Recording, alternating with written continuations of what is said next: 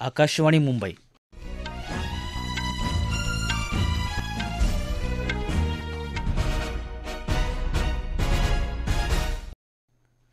अभय धुमाळ राष्ट्रीय बातम्या देत आहे. ठळक बातम्या. क्वाड नेत्यांच्या वार्षिक परिषदेसाठी प्रधानमंत्री नरेंद्र मोदी अमेरिकेत दाखल. आम आदमी पक्षाच्या नेत्या आतिशी यांनी घेतली दिल्लीच्या मुख्यमंत्रीपदाची शपथ.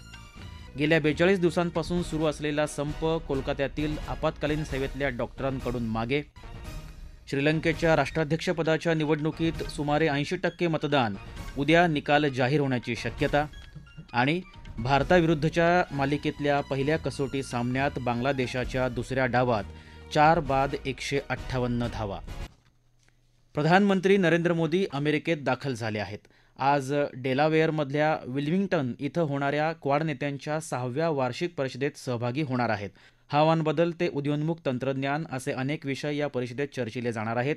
कर्करोग रोखण्यासाठी, शोधण्यासाठी आणि त्यावरील उपचारांसाठी नाविन्यपूर्ण धोरणाची सुरुवात या परिषदेत होणार आहे. यावेळी ते अमेरिकेचे राष्ट्राध्यक्ष जो बायडन यांच्याशी द्विपक्षीय चर्चा करतील. अमेरिकेतल्या या 3 दिवसीय दौऱ्यादरम्यान प्रधानमंत्री नरेंद्र मोदी विविध उच्चस्तरीय बैठका घेणार आहेत. उद्या ते न्यूयॉर्कमध्ये भारतीय समुदायाशी संवाद साधणार आहेत. तसंच अमेरिकास्थित कंपन्यांच्या उच्चाधिकाऱ्यांच्या भेटी घेणार आहेत. दौऱ्याच्या शेवटच्या दिवशी प्रधानमंत्री संयुक्त राष्ट्रांच्या महासभेला संबोधित करतील. अमेरिकेचे राष्ट्राध्यक्ष जो बायडन, ऑस्ट्रेलियाचे प्रधानमंत्री अँथनी अल्बेनीज, जपानचे प्रधानमंत्री फुमिओ किशिदा यांच्यासोबत क्वाड परिषदेत सहभागी होण्यासाठी आपण उत्सुक आहोत, असं प्रधानमंत्र्यांनी अमेरिकेला रवाना होण्याआधीच्या निवेदनात म्हटलं आहे. छत्तीसगडच्या बस्तर क्षेत्रातल्या नक्षलवाद्यांच्या हिंसेने प्रभावित नागरिकांची आज राष्ट्रपती द्रौपदी मुर्मू यांनी राष्ट्रपती भवनात भेट घेतली. हिंसेचे कोणत्याही प्रकारे समर्थन होऊ शकत नाही असे सांगत राष्ट्रपतींनी नक्षलवाद्यांना हिंसा सोडण्याचं आवाहन केलं. त्यांच्या समस्यांचं निराकरण करण्यासाठी सरकार सर्वतोपरी प्रयत्न करेल असं आश्वासनही दिलं. गव्हर्नमेंट ई मार्केट प्लस अर्थात जेमने आपल्या व्यासपीठावर विक्रेते आणि सेवा प्रदात्यांच्या व्यवहार शुल्कात 33% कपात केली आहे. वाणिज्य आणि उद्योग मंत्रालयानं ही माहिती दिली. यावर्षी 9 ऑगस्टपासून जेमनं नवं महसूल धोरण लागू केलं आहे. यानुसार 10 लाखापर्यंतच्या मागणीवर कोणतंही शुल्क आकारलं जाणार नाही. यापूर्वी ही मर्यादा 5 लाख रुपये होती. आम आदमी पक्षाच्या नेत्या आतिशी यांनी आज दिल्लीच्या मुख्यमंत्रीपदाची शपथ घेतली. नायब राज्यपाल व्ही.के. सक्सेना यांनी आतिशी आणि त्यांच्या मंत्र्यांना पद आणि गोपनीयतेची शपथ दिली. राजनिवास या राज्यपालांच्या निवासस्थानी दुपारी हा शपथविधी सोहळा पार पडला. गोपाल राय, कैलाश गेहलोत, सौरभ भारद्वाज, इम्रान हुसेन आणि मुकेश अहलावत यांनी कॅबिनेट मंत्रिपदाची शपथ घेतली. आतिशी या कलकाजी विधानसभा क्षेत्राच्या आमदार आहेत. काँग्रेसच्या शीला दीक्षित आणि भाजपच्या सुषमा स्वराज यांच्यानंतर दिल्लीच्या मुख्यमंत्रीपदी विराजमान होणाऱ्या आतिशी या तिसऱ्या महिला मुख्यमंत्री आहेत. दरम्यान या आठवड्याच्या सुरुवातीला अरविंद केजरीवाल यांनी आपल्या मंत्रिमंडळासह राजीनामा दिला होता. अजित पवार यांच्या पक्षाला घड्याळाच्या ऐवजी नवीन चिन्ह द्यावं अशी मागणी शरद पवार यांनी सर्वोच्च न्यायालयात केली आहे. घड्याळ हे मूळ राष्ट्रवादी काँग्रेसचं पक्षचिन्ह आहे, पण आता पक्ष कोणाचा हा मुद्दा न्यायालयात प्रलंबित आहे. त्यावेळी आम्हाला तुतारी हे नवीन चिन्ह दिलं. त्याचप्रमाणे अजित पवार यांच्या राष्ट्रवादी काँग्रेसलाही नवीन चिन्ह द्यावं अशी मागणी या याचिकेत केल्याचं खासदार सुप्रिया सुळे म्हणाल्या. यापूर्वीही अनेकदा ही मागणी केल्याचं त्यांनी सांगितलं. राज्यातल्या आगामी विधानसभा निवडणुकांसाठी वंचित बहुजन आघाडीनं त्यांच्या उमेदवारांची पहिली यादी आज जाहीर केली. वंचित बहुजन आघाडीचे अध्यक्ष प्रकाश आंबेडकर यांनी विधानसभेच्या 11 जागांवर उमेदवार जाहीर केले आहेत. यामध्ये प्रामुख्याने नागपूर दक्षिण पश्चिम, छत्रपती संभाजीनगर पूर्व, नांदेड दक्षिण, रावेर, सिंदखेड राजा, खानापूर आदी जागांचा समावेश आहे. मुंबई विद्यापीठाच्या अधिसभेची निवडणूक उद्याच घेण्याचे आदेश मुंबई उच्च न्यायालयानं विद्यापीठाला दिले आहेत. या निवडणुकीची सर्व तयारी झालेली असताना राज्य सरकारच्या आदेशावरून काल अचानक विद्यापीठानं ही निवडणूक स्थगित केली होती. त्याला युवा सेनेच्या मिलिंद साटम, शशिकांत झोरे आणि प्रदीप सावंत यांनी उच्च न्यायालयात आव्हान दिलं होतं.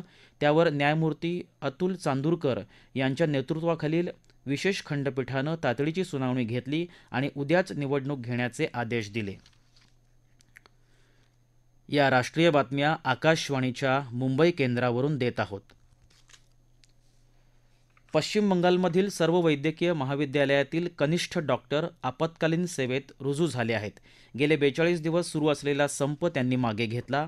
कोलकात्यातील आर.जी. कार वैद्यकीय महाविद्यालय आणि रुग्णालयातील प्रशिक्षणार्थी डॉक्टरवरील बलात्कार आणि हत्येच्या निषेधार्थ हे काम बंद आंदोलन सुरू होतं. मात्र या डॉक्टरांनी बाह्यरुग्ण सेवा सुरू केलेली नाही.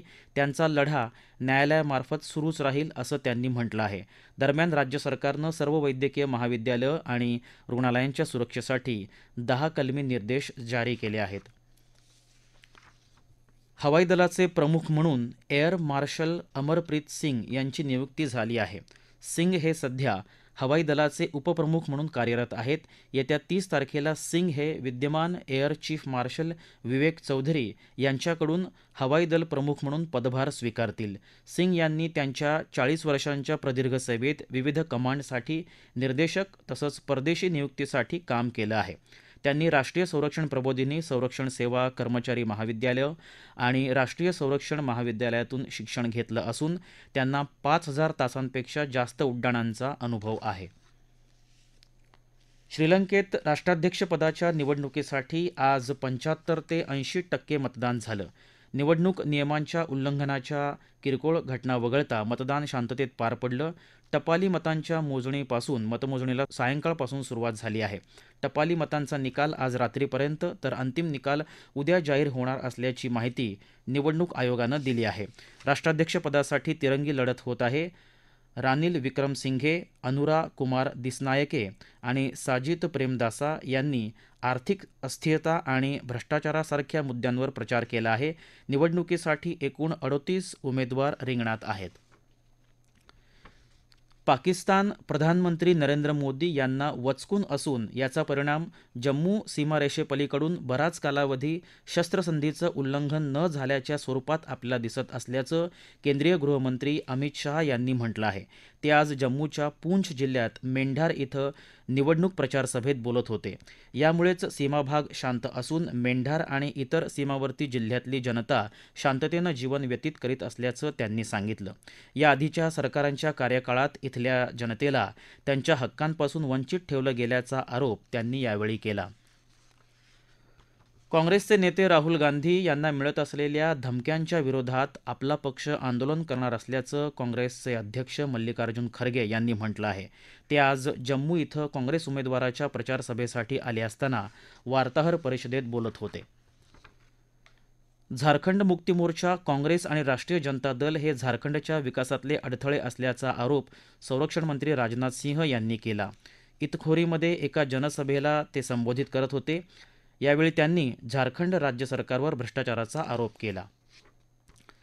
बांगलादेश विरुद्धच्या पहिल्या कसोटी सामन्यात भारतानं विजयासाठी दिलेल्या 515 धावांच्या आव्हानाचा पाठलाग करताना बांगलादेशनं आपल्या दुसऱ्या डावात तिसऱ्या दिवस अखेर 4 बाद 158 धावा केल्या आहेत.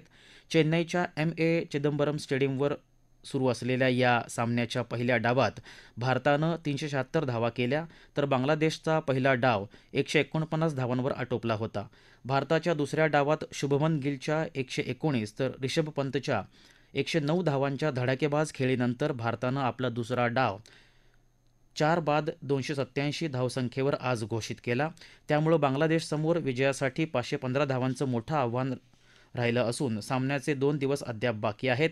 या सामन्यात भारताचा वेगवान गोलंदाज जसप्रीत बुमराहनं आंतरराष्ट्रीय क्रिकेटमध्ये 400 बळींचा टप्पा ओलांडला. ठळक बातम्या पुन्हा एकदा. क्वाड नेत्यांच्या वार्षिक परिषदेसाठी प्रधानमंत्री नरेंद्र मोदी अमेरिकेत दाखल. आम आदमी पक्षाच्या नेत्या आतिशी यांनी घेतली दिल्लीच्या मुख्यमंत्रीपदाची शपथ. गेल्या 42 दिवसांपासून सुरू असलेला संप कोलकात्यातील आपत्कालीन सेवेतल्या डॉक्टरांकडून मागे. श्रीलंकेच्या राष्ट्राध्यक्षपदाच्या निवडणुकीत सुमारे 80% मतदान, उद्या निकाल जाहीर होण्याची शक्यता. आणि भारताविरुद्धच्या मालिकेतल्या पहिल्या कसोटी सामन्यात बांगलादेशाच्या दुसऱ्या डावात 4 बाद 158 धावा. याबरोबरच आकाशवाणी मुंबई केंद्रावरचं हे राष्ट्रीय बातमीपत्र संपलं. नमस्कार.